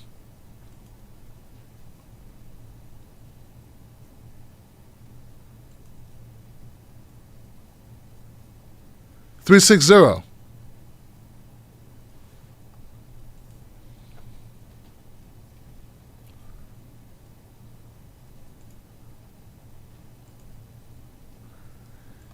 Yeah, I'm going to try one time to reconnect this thing, guys. If not, we're going to have to call it a night because I just don't have the stamina for this garbage with this phone line tonight. Yeah, guys, I think I'm not going to sugarcoat anything or keep anything or pull punches. I'm just going to tell you what I think, what I believe in. That's all you can do. There's no malicious intent. I wish everybody much success in their lives and what they do. Not here to badger or slam anybody, to make anybody's life harder. Frankly, I don't think I have that type of power anyway. You know, me disagreeing with someone's strategy for their show or whatever, or their particular viewpoint on an issue is not enough to destroy a career. Just don't have it in me. If I could destroy a career, I'd start with Sean Hannity, Tucker Carlson, Joy Reid, Rachel Maddow. These are names that come to mind, Johnson. So, and so like, really.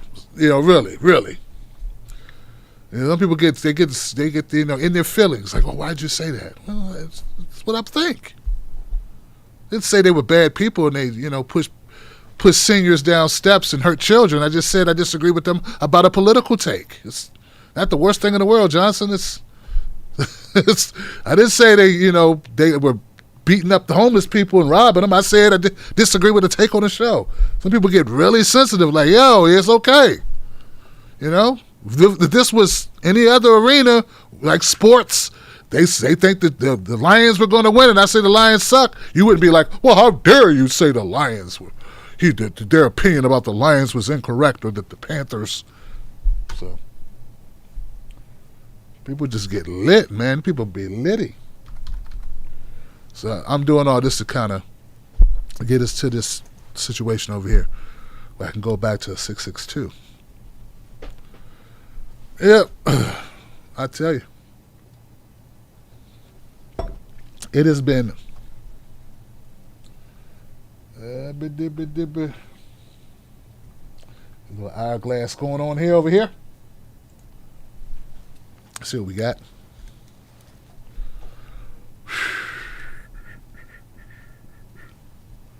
You guys okay? Everybody okay? Been kind of a rough night, but for the most part, I think we're doing a good job of staying on point. My friend Josh said, hey, I took 3 shots for Michael Brooks. And you know what? Perfectly acceptable way to pay tribute and homage. As long as you're not driving, you know, and all that good stuff, you know. Make sure you're not driving, put anybody in harm's way, or yourself in harm's way. I can't say it's not a customary thing to do. It is a customary thing to do. Just the hell's going on here? It's back to being in jacket.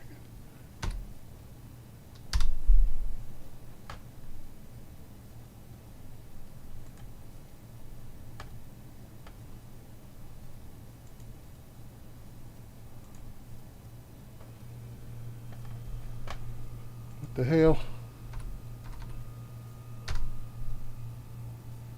Okay. Hang in there, guys. We'll see if this will work, Johnson. I hope it does.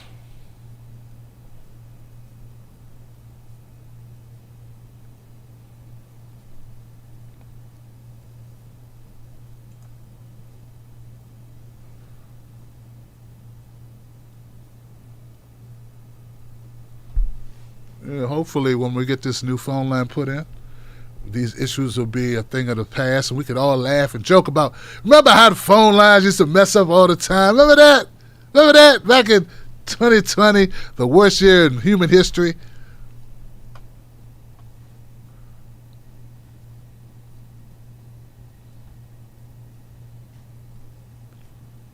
Start your show now, press 1. It appears that the host has already dialed into this show. Only one host is allowed per show. Thank you for using Blog Talk Radio. Goodbye. See what I'm saying? It's the same old stuff, guys. Hey, I hate to report this, but I've got a bad feeling about it. It's doing what it always does, which does not really work right. Oh, we think you're still there. You're still connected. Even though you reboot, it doesn't see that you are trying to make a new connection. It doesn't see that.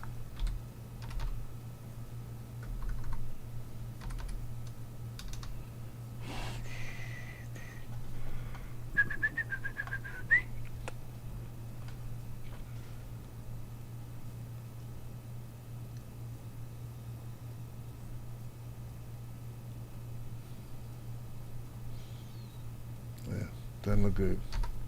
Does not look good.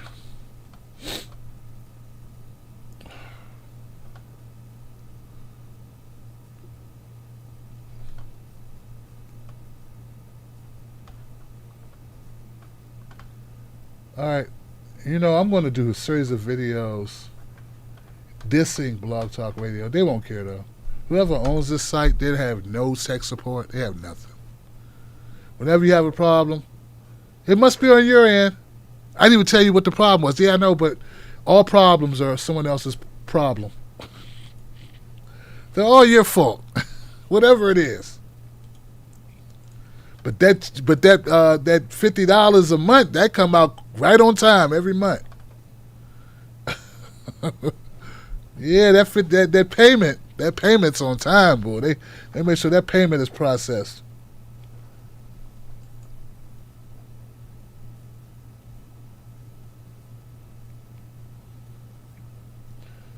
All right, folks. Well,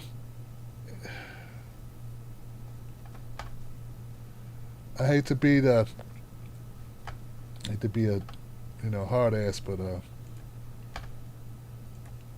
should we try to reboot one more time? Yeah, Tim, why don't you try one more time? This because you got people here that are.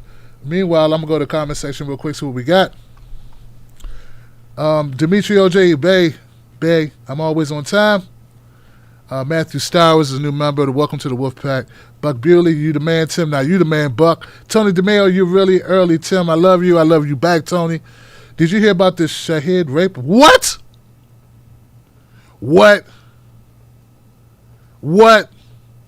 No, I didn't hear about that.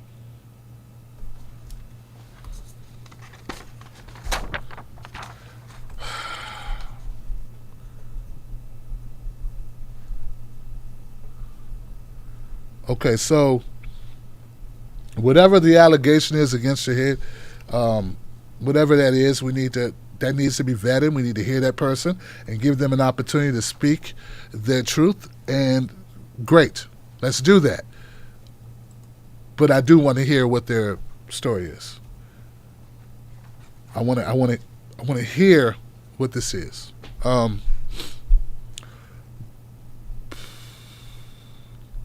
Because selfishly, I do want Nancy Pelosi out, and Shahid is our best option of doing that, and I've had him on the show numerous times, and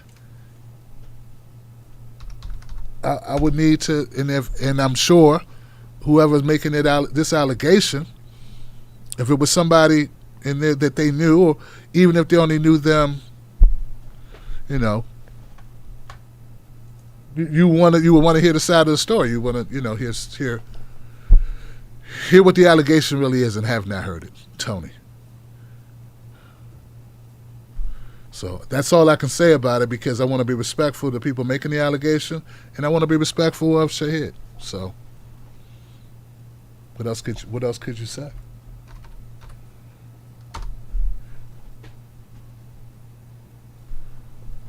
Michael was brilliant. I heard that.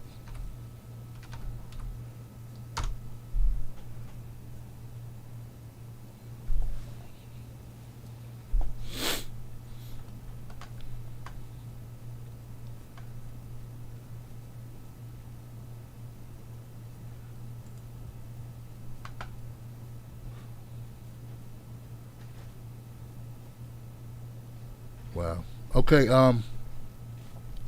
It Getter 9. Tim, you and Michael Brooks had this in common. Your analysis never misses the mark. You always deliver the compassion. I love to all Johnsons. Thank you, It Getter 9.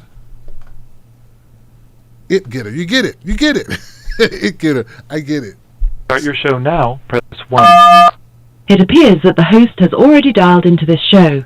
Only one host is allowed per show. Thank you for using Blog Talk Radio. Goodbye. I hate Blog Talk Radio. I hate it with a fucking passion. It's a horrible, horrible piece of garbage, man. Horrible, horrible piece of garbage. I said it, okay? Wolfpack, we carry the torch. Thank you, Dimitri. Okay, Tim, we're all misfits, and this is the best way to go through life. I truly appreciate this whole crew. Well, thank you, It Getter 9.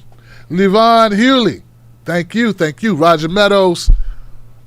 You, Tim, side note, did you see that old video when Benny Siegel checked Charlamagne on Breakfast Club? I DM'd you. Whoa. I remember back in the day, they almost like, Charlamagne really knows how to keep his cool. I like that about him. He keeps his cool in these situations. Not that easy to do, but he's been in radio for 20 years, I think.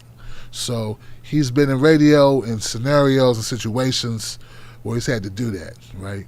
So hats off to him in that respect, no doubt, right? That's regarding Kanye. Was anyone not paying attention when he tried to market Confederate T-shirts to the black community in 2013? I was not paying attention. Yeah, that would be a kind of something to raise the eyebrow to, wouldn't it? Kills me that there are people making the excuses for Kanye.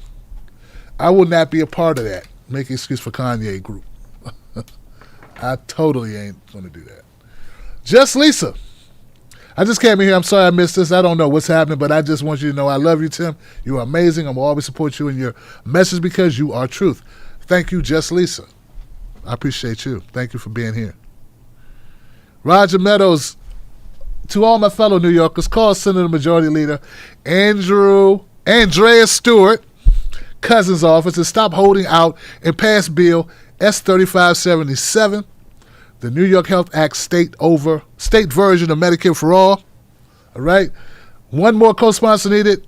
She's currently not a co-sponsor. So, we repeat, all you fellow New Yorkers, call your state majority leader, Andrea Stewart Cousins, to stop holding out past Bill S-3577, the New York Health Act state version of Medicare for All. It only needs one more co-sponsor. She's not a co-sponsor, and she can give it the push it needs. Thank you, Roger. Sheldon Hughes, Tim, I'm thankful I found you in the Wolfpack. Same here. Thank you, Sheldon. Roger again, Flint still doesn't have water, accountability, and justice.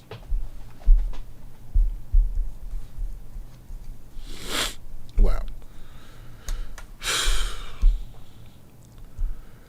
SCOTUS ignored the 18th Amendment prohibition against excessive fines, the 24th Amendment prohibition against the poll tax when they sided with Florida order for ex-felons to get full voting rights reinstated.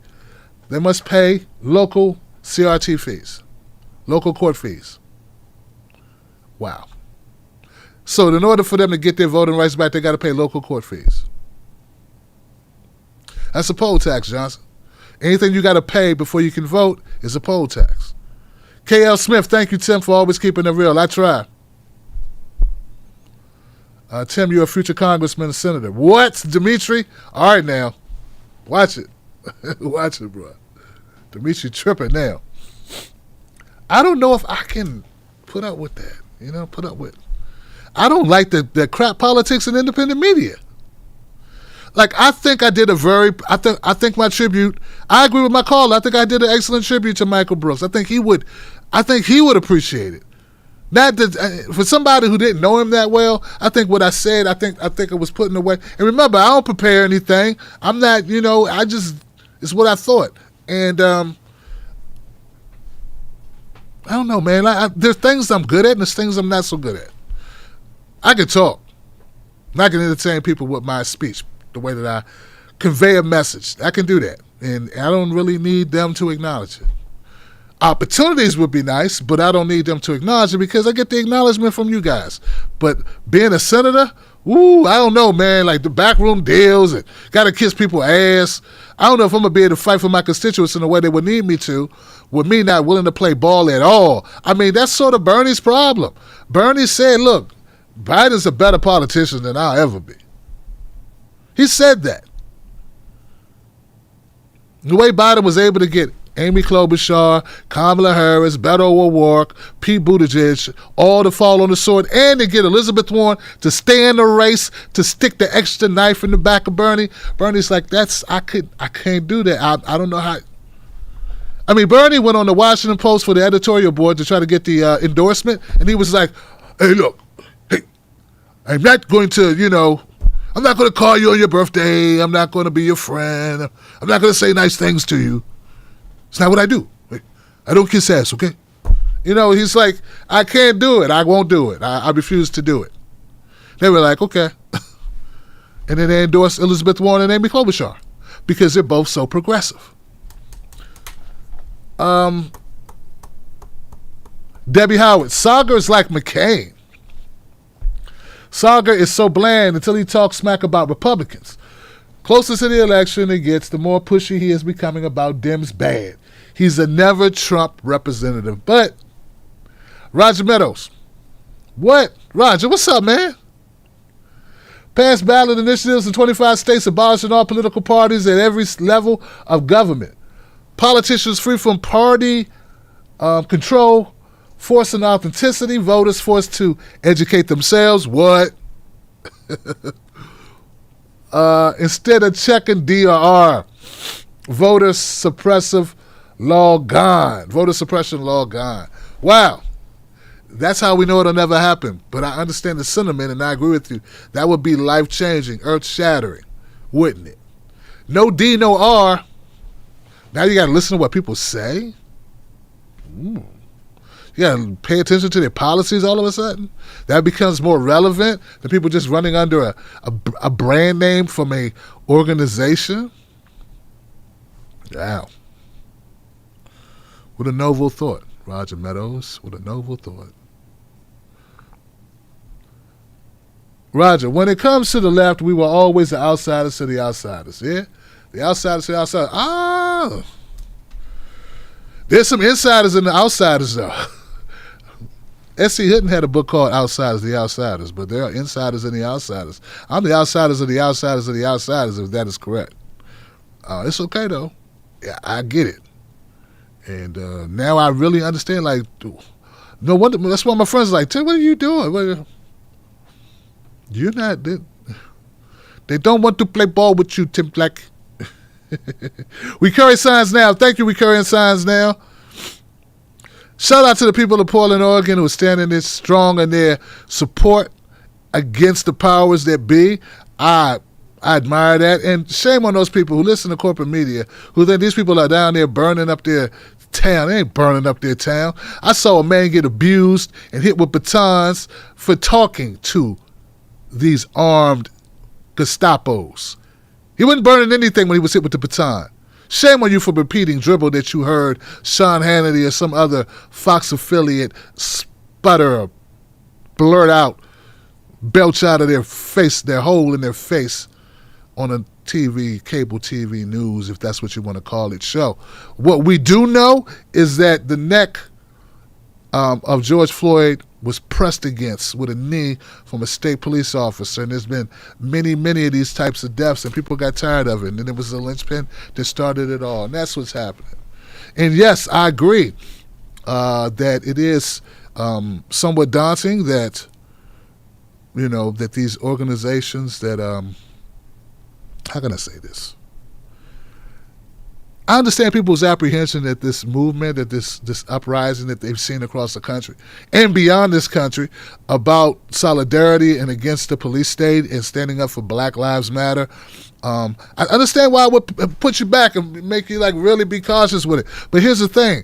What choice you got, first of all, and for every minute of every move of a moment, there's the movement's in the moment, and we live in the moment of this opportunity. For those people who don't think that it's fabricated and a hoax, for those people who really believe it, and I don't think every wine mom or soccer mom or stay-at-home dad or golf dad or whoever's out there, or every student that's out there in those streets putting themselves in harm's way, I don't think all of them are doing it because they're getting paid to do it by some group affiliated with some other Democratic organization. So, you know, check yourselves.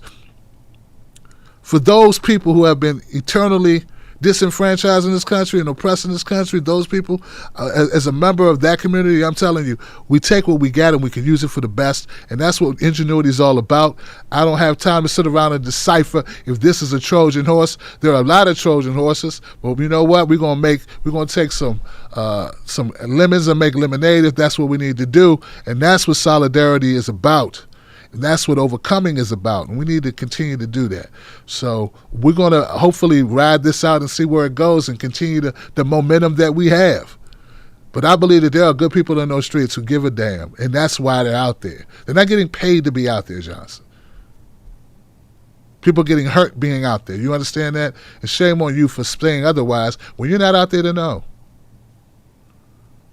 So I err on the side of supporting those people. I err on the side of having faith and hope and doing my best to speak my voice and tell my truth and be a supporter of it, not a opponent and not a dissident as we rise up against the police state in this country. Maybe you don't have the same determination as some others. Maybe you need to wake up. Maybe that'd be a good thing to do. In the spirit of Michael Brooks, folks, let's keep on rising up. Let's keep on speaking for those who are voiceless. I don't know, maybe someone else will rise up and talk about these issues and kind of string together international issues along with social issues. As I stated, Michael Brooks is one of the few people that I've known that I've seen on the left who talk about class struggle also talked about racial struggle and didn't pander to the racial struggle element of it. They didn't just give lip service and quickly move over to, let's talk about money because it's all about class. But he kind of understood. I think he got it. I think he got it that you can't tell people that have been oppressed for over 400 years that their issues were not based in the color of their skin when that was the only determining factor that made them slaves and not made them slaves. That made them Jim Crow or did not make them Jim Crow. To tell those people, oh, it's because of, it's a little bit more than that. So, my mom was sitting on the back of the bus. I guess if she had money, she wouldn't have needed to ride the bus. I guess that's your point. I guess that's your point. I mean, yeah, okay. But how many of us, due to institutional racism, didn't have money to buy the car? Had to be on the bus. So it's a big circle and it all leads back. So, hey, let's.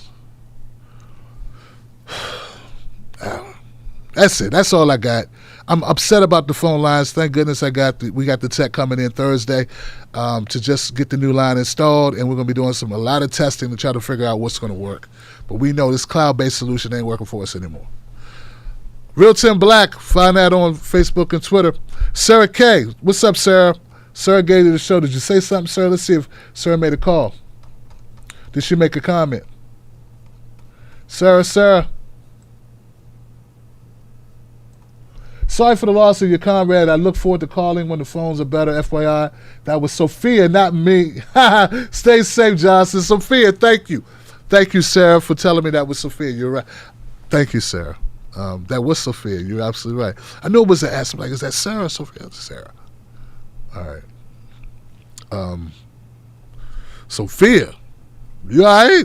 Sophia's having a moment. It's tough. It's been a tough... we all been going through some stuff, But some people more than others. I'll leave it on that note. All right, guys. That all we got? Facebook, you guys okay? Wolfpack, you okay on Facebook? Rebecca Lane, how you doing? Steve Wolfbranch, you okay? Triana? Toyina 4, what's up?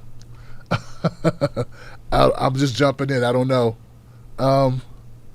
Chuck, Alicia, what's up? You guys okay over there on Facebook land? Everybody all right? Let's check in on you a little bit over here. Chucky McNabb. Jesse. I'm missing out on Facebook, man. I'm missing out on what's happening on Facebook. Stephanie said, we okay. We good. You and your own, they got their own thing going on. I feel like I'm crashing the party. Get out of our party, old man. Nobody invited you to our party. Rahul.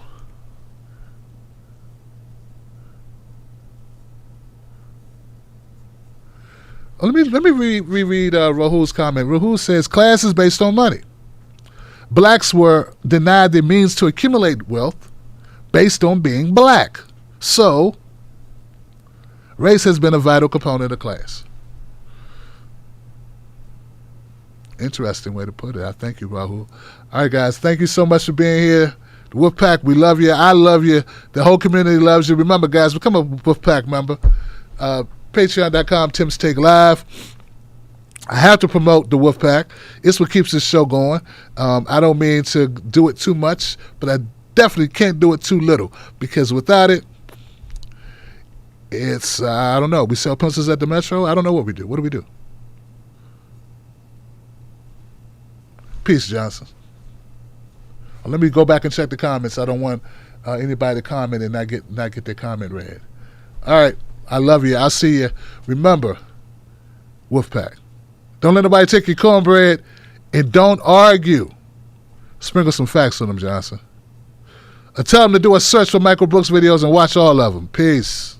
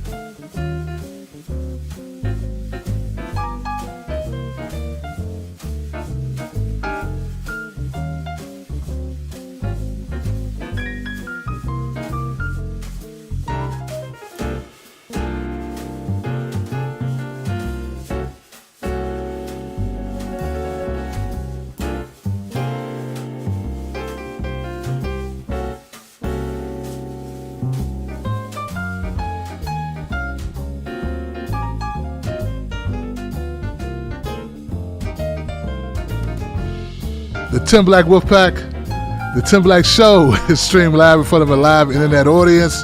We keep it live all the way live. Go to patreon.com, Tim's Take Live. Become a member today for only $5. Woo! That's a bargain. I love you. See you soon. Peace, Johnson.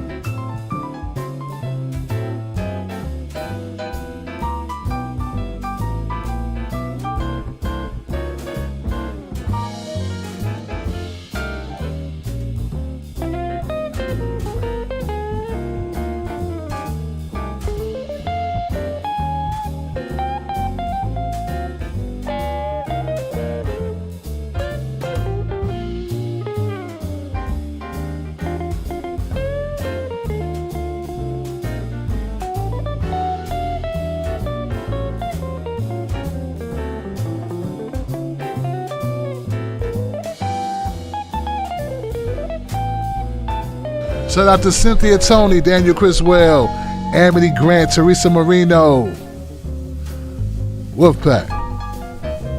Thanks, Rebecca.